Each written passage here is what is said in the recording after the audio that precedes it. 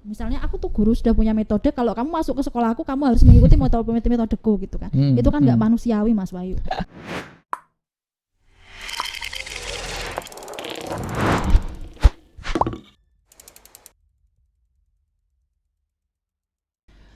Assalamualaikum warahmatullahi wabarakatuh. Waalaikumsalam warahmatullahi wabarakatuh. Halo sahabat Jurnal Afkaruna dimanapun Anda berada. Kembali lagi bertemu di podcast Jurnal Afkaruna. Di session kali ini kita kedatangan salah satu autor di Jurnal Afkaruna. Beliau ini adalah Ibu Anita Aisyah, salah satu dosen PAI di UMY yang saat ini sedang menempuh program doktor di UGM. Bu Anita Aisyah ini kemarin di Afkaruna beliau publish pada Vol 15 nomor 2 yang terbit bulan Desember tahun kemarin 2019. Penelitian Bu Anita Aisyah ini mengenai inklusi. Nah, mungkin teman-teman yang sudah paham mengenai inklusi sudah agak tahulah inklusi seperti apa.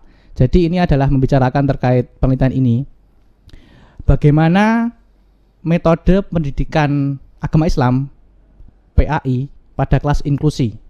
Jadi pada untuk anak-anak yang berkebutuhan khusus itu seperti apa. Nah, untuk lebih jelasnya kita langsung tanya ke autornya, ke narasumbernya terkait penelitian yang dilakukan di sekolah inklusi ini. Oke. Selamat pagi Bu Anita. Selamat pagi Mas Wahyu. Ya, bagaimana kabarnya Bu? Sehat? Alhamdulillahirrahmanirrahim. Assalamualaikum sahabat Afkaruna ya dimanapun teman-teman berada. Waalaikumsalam warahmatullahi wabarakatuh. Ya. Oke, Bu Anita, sebelum kita langsung membahas, bukan membahas ya, berdiskusi lah, diskusi ringan santai aja terkait penelitian yang Ibu lakukan mengenai pendidikan inklusi yang terkhusus untuk mata pelajaran pendidikan agama Islam. Sebelumnya kita pengen tahu pengalaman Ibu menulis itu seperti apa, sudah pernah publish di mana aja ataupun sudah berapa kali terbit gitulah, di jurnal mana aja juga boleh lah. Baik, pengalaman menulis itu sering ya, tapi untuk publish saya mulai publish itu di jurnal Sinta 2 tahun 2017, kemudian 2018 Sinta 3, ada Sinta 4, ada Proceeding Internasional, ada juga jurnal yang masih belum terindeks Sinta. Itu saya paling tinggi itu Sinta 2, dan salah satu Sinta 2 yang berhasil publish itu di Afkaruna. Oke. Terus mengapa Bu Anita ini memilih Afkaruna untuk terbitan di penelitian yang ini terkait pendidikan inklusi untuk PAI? Mengapa memilih Afkaruna? Karena Afkaruna itu bagi saya jurnal yang bagus ya, karena begini Mas Wahyu, saya pernah punya pengalaman. Jadi saya itu ini submit yang kedua, publish yang pertama. Jadi Afkaruna itu menjaga kualitas ya, sahabat Afkaruna. Jadi tidak hanya dosen internal gitu dengan mudahnya masuk kemudian publish, tidak semudah itu ternyata. Jadi bulan akhir 2018 itu saya mencoba submit ya di Afkaruna, karena sistem online-nya itu cepat sekali dan dibandingkan dengan sistem online jurnal-jurnal lain ya. Jadi langsung ngeklik masuk, kemudian nunggu proses pengumumannya itu juga cepat gitu ya. Jadi pertama kali saya submit waktu itu belum berhasil karena tidak sesuai scope. Gitu. Dan intinya walaupun dosen internal itu tidak semua artikel berhasil publish, tergantung kualitas sama scope-nya. Jadi kenapa saya ke Afkaruna lagi? Saya ingin membuktikan bahwa saya itu bisa masuk gitu ya. Jadi Juli saya submit lagi, jadi tidak kong kali kong, bersih ya, tidak minta editornya saya harus masuk, enggak. Jadi saya ingin membuktikan karena sebenarnya kalau di jurnal lain pun saya bisa, tapi ini saya membuktikan saya bisa masuk Afkaruna. Ternyata butuh berapa 1 bulan ya setelah itu, terus Bu ini diterima tapi dengan berbagai pertimbangan gitu. Pertimbangannya apa? Harus revisi beberapa kali. Oke. Jadi revisinya itu 4 kali. Alhamdulillah karena saya semangat untuk publish di Afkaruna, bulan November itu artikelnya sudah siap untuk publish, jadi publishnya buat bulan Desember gitu. Oke. Jadi Jadi menurut saya ini walaupun prestasi gitu. walaupun dari dosen sendiri ya Bu, dari Ya. kalangan FAI Jadi sendiri menjaga Fakultas Agama Islam. kualitas Kan Jurnal Afkaruna ini di bawah Fakultas Agama Islam. Iya, Jadi bawaan. walaupun Sinta dosen 2. sendiri itu tetap nggak mudah untuk bisa langsung submit dan Iya. bisa apalagi untuk terbit. Harus sesuai skopnya. Oke. Harus Memang karena itu Bu, berkualitas. Afkaruna menjaga Iya, betul. kualitas. Tapi nggak usah takut sahabat Afkaruna kalau mau Yang penting submit, coba aja Bu ya. Bismillah submit saja di sesuaikan skopnya, sesuaikan penulisan jurnal yang baik, insya Allah bisa masuk. Iya. Gitu. Yang penting sesuai fokus dan Iya. skop. Kalau memang penelitian dari teman-teman itu sahabat Afkaruna semuanya termasuk fokus dan skop dari Afkaruna, coba aja submit. Ya. Siapa tahu bisa Mas Wahyu nanti terbit. kalau mau lanjut S2 gitu, mau menulis artikel bisa itu Ya Bu, nah saya selama Coba ini aja. baru mengelola jurnal, jadi kalau submit sendiri saya juga belum punya Iya. pengalaman, makanya ini termasuk ilmu baru bagi saya. Nanti UM. bincang-bincang dengan Bu Anita ini, siapa tahu nanti selanjutnya bisa Iya. untuk nulis publish juga. Jadi Afkaruna ini Sinta 2 di UMY ada 11 kalau nggak salah ya, yang Ya. Sinta 2 ya. Ini salah satu yang Sinta 2 begitu. Oke, salah satu jurnal Yang yang berkualitas. senior juga yang karena jurnal sudah Iya. lama Afkaruna ini. Jadi saya seneng bagi saya itu prestasi gitu bisa publish. Oke, Berarti Mas Sinta Wahyu. 2 kali ini Bu ya? Ya. Yang pertama di jurnal Universitas tidak usah mana saya Bu? sebut Oh lah. gitu. Oke, skip dulu ya. Ya terus Oke, kita langsung fokus ke penelitian yang Bu Anita sendiri lakukan, yaitu mengenai pendidikan inklusi. Sebelumnya apakah memang Ibu ini Bu, karena sekarang kan juga sedang studi doktor di UGM. Saya baca sekilas seperti itu. ya. Nah, apakah memang inklusi ini menjadi menjadi fokus Ibu Oke. sendiri, dan nanti akan disertasinya akan juga membahas inklusi, dan apakah nantinya akan menjadi pakar mengenai pendidikan inklusi atau Enggak, seperti apa? Kalau menuju ke pakar enggak lah ya. Jadi saya masih proses belajar. Oke. Jadi begini ya. Kenapa artikel yang publish di Afkaruna itu artikel pendidik ini kan dalam bahasa Inggris ya, saya Indonesia kan. Oke. Pendidikan agama di sekolah inklusi. Yes. Dengan treatment individual differentiated untuk anak yang slow learner begitu. Kenapa saya meneliti itu? Karena background saya psikologi. Kemudian saya psikolog juga, menangani beberapa anak yang slow learner. Kebetulan untuk mendiagnosis slow learner sendiri itu butuh kalau tidak psikolog itu praktisi yang, karena slow learner itu kan ada salah satu indikator skor intelligence, skor IQ-nya. Nah, itu tidak semua orang bisa langsung mendiagnosis slow learner. Oke Bu, sebelum ke lanjut, slow learner itu apa ya? Mungkin bisa dijelaskan mungkin biar para sahabat Afkaruna ini nggak bingung slow learner. Saya sendiri juga bingung karena saya belum tahu itu apa. Di judul saya itu kan intinya pendidikan agama Islam untuk siswa yang slow learner. Slow itu lambat, learner itu pembelajar. Jadi kalau slow learner pembelajar yang lambat, dia internalnya memang di bawah rata-rata, kemudian achievementnya, pencapaiannya juga di bawah rata-rata gitu. Kan ada orang yang dia itu pinter tapi hasilnya di bawah rata-rata, itu bukan slow learner. Jadi kita harus peka yang itu ya. Kalau slow learner memang dia IQ-nya di bawah rata-rata, kemudian hasilnya di bawah rata-rata. Nah, anak seperti itu harus kita rangkul. Jadi ini itu jurnal yang untuk ingin mempublikasikan bahwa ayo guru PAI bisa mendampingi anak-anak seperti itu. Jadi bukan di label berarti anak berkebutuhan khusus ya Bu ya. Ini bisa dirangkul, kemudian kita punya metodenya supaya anak ini bisa tumbuh dengan optimal, bisa nyaman di kelas gitu. Kemudian saya punya metode yang nanti akan saya ceritakan. Oke. Itu Mas Wahyu. Jadi itu ya yang mendasari kenapa Bu Anita ini melakukan penelitian terkait itu ya, Bu, terkait pendidikan inklusi PAI untuk anak-anak yang slow learner ataupun bahasa mudahnya itu berkebutuhan khusus ya, Bu ya? Atau beda? Gini, ada yang menyebutnya itu kawasan abu-abu ya. Jadi kan intelijensi itu ada yang skor rata-rata, ada yang di atas rata-rata, ada yang di bawah rata-rata. Jadi slow learner itu posisinya antara rata-rata sama di bawah rata-rata. Kita bisa menyebutnya kawasan abu-abu. Oh, kawasan abu-abu. Okay. Anak-anak seperti itu kan di sekolah berkebutuhan khusus juga mungkin tidak bisa diterima karena kan dari fisik dia terlihat biasa saja begitu ya. Kayak anak pada umumnya, Bu ya. Iya, kayak anak pada umumnya. Kemudian misalnya harus ada assessment tes intelijensi yang hasilnya skor IQ mereka itu pun masih 70 ke atas. Jadi orang normal itu kan 90 sampai 110. Yang termasuk retardasi mental, kalau teman-teman tahu retardasi mental itu jauh di bawah rata-rata, itu di bawah 70 ya.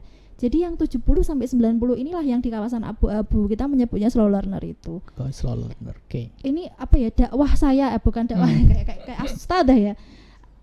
Teman-teman bisa peka terhadap oh ini loh siswa yang slow learner harus dirangkul. Kemudian siswa itu ada tidak hanya di sekolah inklusi saja ya, tapi di sekolah reguler yang belum dilabel inklusi pun kondisi siswa slow learner ada Pak Ibu ya? Banyak sekali, bukan ya? ada. Makanya saya ingin anak-anak seperti itu tidak bisa diajari dengan kurikulum yang sama dengan anak-anak yang lain. Jadi ada teknis khusus supaya mereka itu bisa bahagia lah di kelas, minimal itu. Oke. Tidak gitu Mas Wahyu. Oke.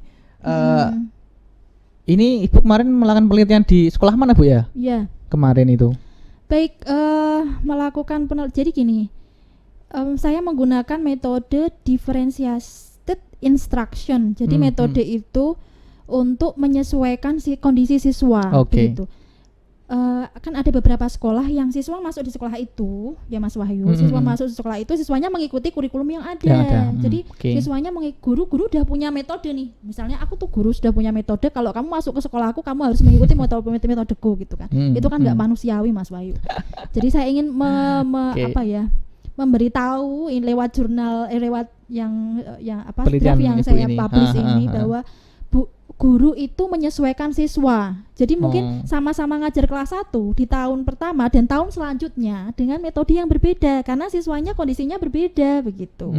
Jadi guru yang menyesuaikan muridnya, bukan murid yang menyesuaikan metode pembelajaran guru. Makanya metode ini, differentiated instruction ini, metode yang memodifikasi kurikulumnya, memodifikasi kontennya, memodifikasi proses pembelajarannya, memodifikasi produk hasil pembelajarannya di kelas, menyesuaikan kondisi siswanya Mas Wahyu.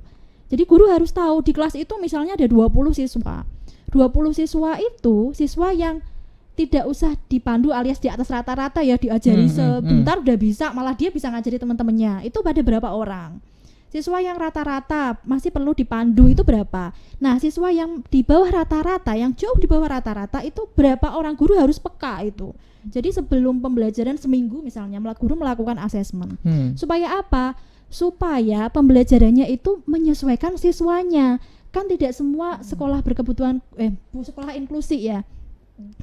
Ada sekolah luar biasa, sekolah inklusi, sekolah reguler, gurunya itu lebih dari satu ya, ada yang gurunya 1, muridnya 30, muridnya 40, itu kan bukan kalau kita nggak bisa melakukan, bukan kita tidak bisa melakukan apa-apa, kita do something supaya apa? Supaya muridnya nyaman dulu deh, nyaman di kelas gitu.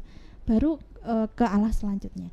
Jadi metode saya ini metode eksperimen yang pertama mengakses siswanya dulu. Jadi mengakses siswanya siapa yang di bawah rata-rata atau di atas rata-rata. Kemudian dikelompokkan, guru yang mengetahui itu dikelompokkan. Kemudian kalau sudah ada keberagaman seperti itu, masuklah ke ini metode yang bagus bagaimana gitu. Oh, guru metodenya cooperative learning. Cooperative learning yang mana? Yang cooperative apa, gitu, learning ya? Kan macam-macam ya. Ya. Jadi yang saya pakai ini adalah cooperative learning STAD, Student Team Achievement Division gitu. Kemudian sampai ke arah evaluasi. Kamu ingat nggak Wahyu waktu semester pertama gitu kan, saya sering dapat komplain nih dari murid saya juga.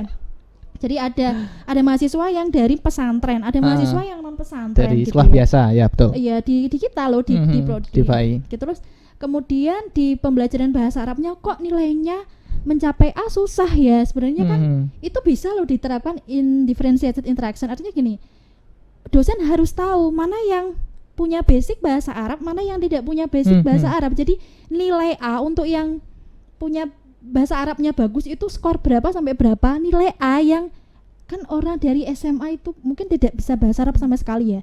Kemudian dia punya progres yang bagus, itu kita bisa kasih nilai A. Artinya nilai A untuk kategori yang sudah mahir bahasa Arab, yang berproses belajar bahasa Arab itu juga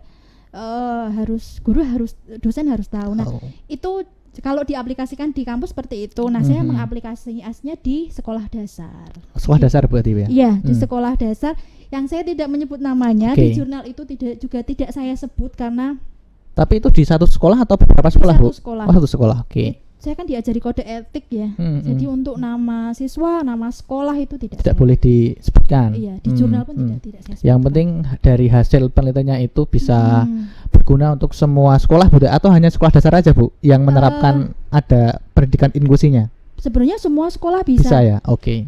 Itu kan dasar ya, differentiated interaction. Jadi metodenya itu kita mengakses siswanya dulu. Jadi kita tahu kondisi siswa, keberagamannya seperti apa. Jadi saya pakai metode itu, metode DI kalau disingkat ya. DI, metode DI yang saya pakai kalau dipakai oleh guru lain itu menyesuaikan kondisi siswanya juga. Jadi karena kondisi siswa-siswa yang saya praktek sama yang tempat mereka praktek itu kan berbeda ya, gitu. Jadi secara teknis detail itu tidak sama, tapi konsepnya bisa sama. Oke. Gitu, Mas Wahyu. Untuk metode ini, Bu, apakah ini itu metode yang mudah digunakan oleh semua guru? Karena kan nggak semua guru mempunyai kapasitas yang sama ya, Bu. Apalagi guru-guru yang mungkin baru lulus, beda dengan guru yang senior yang sudah berpengalaman menangani banyak anak. Nah, itu bagaimana, Bu, penerapannya di kelas ini?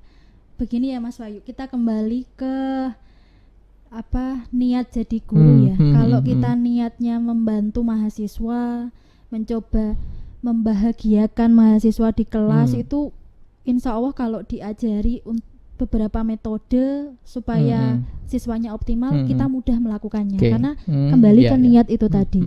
Tapi kalau kita ngajar hanya untuk mencari nafkah misalnya, pokoknya saya masuk nanti akhir bulan gajian, itu beda lagi. Jadi